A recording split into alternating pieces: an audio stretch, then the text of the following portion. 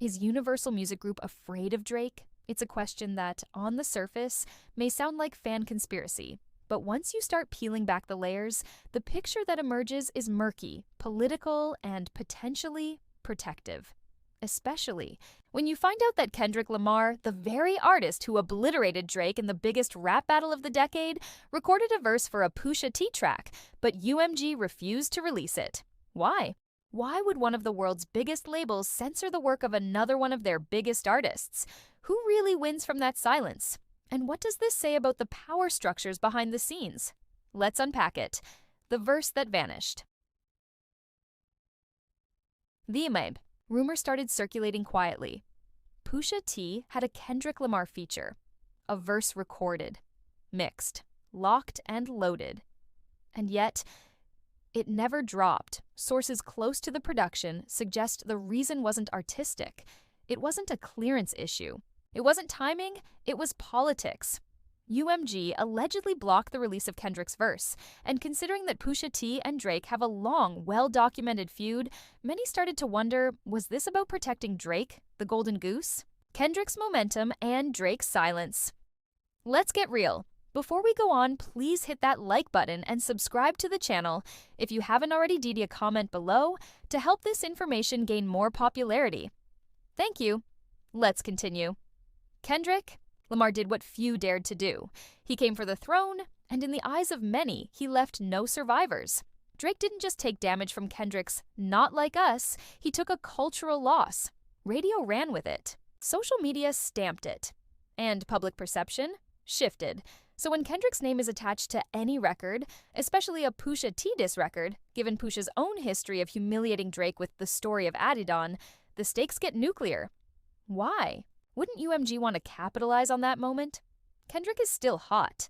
Pusha is known for surgical bars. The record would have trended instantly. Unless the risk outweighed the reward. Unless the target, Drake, was too valuable to embarrass. Again, is UMG playing favorites? Drake isn't just a rapper, he's a business model. He drives billions in streams, helps launch platforms, and anchors major label earnings. UMG's relationship with him is not just contractual, it's strategic. It's not wild to suggest that UMG sees Drake as an asset that must be protected. After all, Kendrick has dropped from UMG's Interscope Top Dog umbrella and is now pushing his own PG Lang movement. So ask yourself, if you're UMG, who do you choose?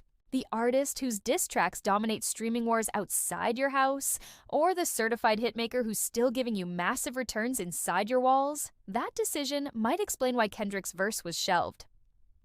What this means for artistic integrity.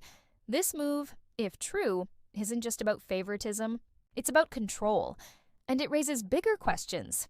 Is major label rap still a space for authentic expression? Or has it become a carefully curated ecosystem where business interests outweigh lyrical truth?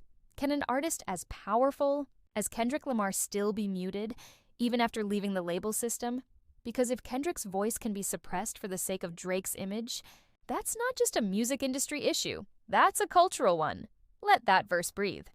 If Kendrick's verse exists, it needs to be heard, not for clicks, not for drama, but for the culture. Because rap was never meant to be safe. It was never about keeping scorecards behind boardroom doors.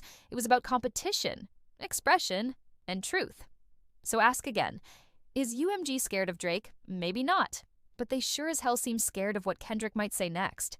Hip-hop unfiltered. Do you think UMG is protecting Drake? Is the industry silencing Kendrick to keep the peace, or to protect the profit? And most importantly, if verses can be buried before they're even heard, how many more truths are locked in vaults we'll never access? Drop your thoughts in the comments. Like if you're here for unfiltered hip-hop talk, and subscribe if you're tired of the smoke and want the real.